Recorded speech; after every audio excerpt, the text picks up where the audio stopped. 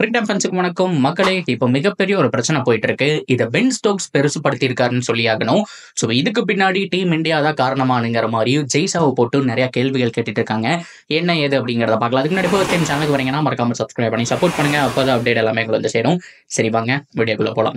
So first of all இந்த ஐசிசியோட நம்மளுடைய champions of ஒரு பக்கம் இருக்கட்டும், ஸோ அதை தாண்டி ரொம்ப முக்கியமாக ஐபிஎல் இருக்கட்டும், இதெல்லாம் முடிஞ்சு அடுத்த வருஷம் அந்த வேர்ல்டு டெஸ்ட் சாம்பியன்ஷிப்போட ஃபைனலுக்கு போக போகிறது யாரு அப்படிங்கிறதான் மிகப்பெரிய ஒரு கேள்வியாக இருந்துட்டு இருக்கு. ஸோ இதுக்கு நடுவில் கால்குலேட்டர் எடுத்துட்டு வந்துட்டு இருக்காங்க. ஐபிஎல் மேட்ச் மாதிரி யார் யார் எந்தெந்த மேட்ச் ஜெயிக்கணும், எந்தெந்த மேட்ச் தோக்கணும், இந்தியா உள்ள போறதுக்கு என்ன பண்ணணும், ஸோ அது மட்டும் இல்லாமல் ரெண்டாவது பொசிஷனுக்கு யார் வர போறாங்கன்னு சொல்லிட்டு அவ்வளோ கேள்விகள் இருக்கு. ஸோ ஆஸ்திரேலியா ஆன் டாப் நல்லா கம்ஃபர்டபுளா இருக்கிற மாதிரி இருக்கு. அவங்களுக்கே ஒரு ஆப்பு காத்துட்டு இருக்குன்னு சொல்லி ஆகணும். இந்தியா ஆக்சுவலா ஈஸியா போக வேண்டியதுங்க. நியூசிலாந்து கூட ஒயிட் வாஷ் ஆனதுக்கு அப்புறம் அந்த வாய்ப்பு மங்கிடுச்சு. இருந்தாலும் இப்ப டெஸ்ட் சீரியஸ் ஆடுறத பார்த்தா மேபி இவங்கள ஒயிட் வாஷ் பண்ணி மேல போயிருவாங்களோ அப்படிங்கிற மாதிரியும் ஒரு கேள்விக்குறி இருந்துட்டு இருக்கு.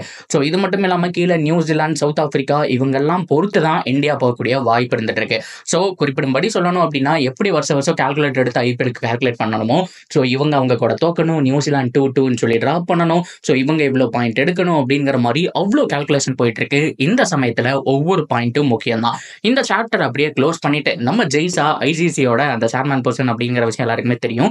ஸோ பதவி ஏற்றதுக்கு அப்புறம் வந்துட்டு நம்மளுடைய அக்ஷன்ல கூட அவருக்கு கங்க்ராச்சுலேட் பண்ணாங்க.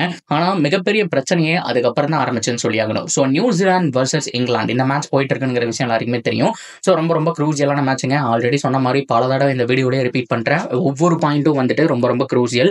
அதில் நியூசிலாந்து அணி 4வது பொசிஷன்ல இருந்தாங்க, இப்போ 5வது பொசிஷன் போயிட்டாங்க.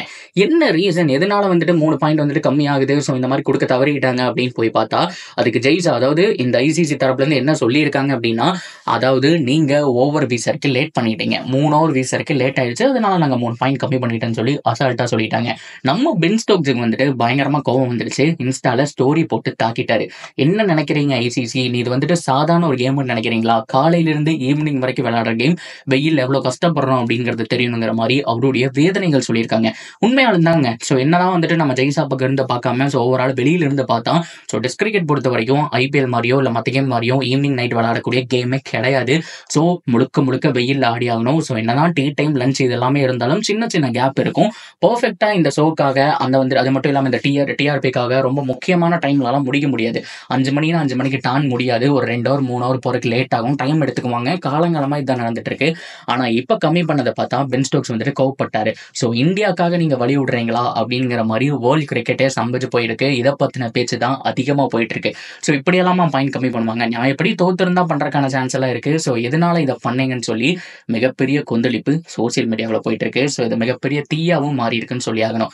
ஸோ இந்தியாவை பொறுத்த வரைக்கும் ஆல்ரெடி மற்ற டீம்ஸோடைய தோல்விகளும் வேணும், இந்தியாவும் கிட்டத்தட்ட அட்லீஸ்ட் 4-0 இல்லை 4-1 ஜெயிக்கணும் அப்படிங்கிற சுச்சுவேஷனில் இருக்காங்க. அந்த சமயத்தில் இந்த மாதிரி பாயிண்ட்ஸ்லாம் லீக் ஆகிறத பார்த்து மற்ற டீம் கண்டிப்பாக கடுப்பாவாங்க. ஏன்னா இது முறையாக அவங்க ஜெயிச்சு ஸோ மற்றபடி அந்த மாதிரி கம்மியாக இருந்தால் பிரச்சனை கிடையாது. ஸோ இதுக்கெல்லாம் கம்மி பண்ணுவீங்களா அப்படிங்கிற மாதிரி தான் பென் ஸ்டோக்ஸுடைய அந்த வாதம் வந்துட்டு இருக்கு. நியாயப்படி அஸ் கிரிக்கெட் ஃபேனாக நின்று பார்த்தீங்க அப்படின்னா அவர் சொல்கிறதான் கரெக்ட் அப்படிங்கிற மாதிரி தோணும். ஓவராலாக நீங்கள் என்ன நினைக்கிறீங்க?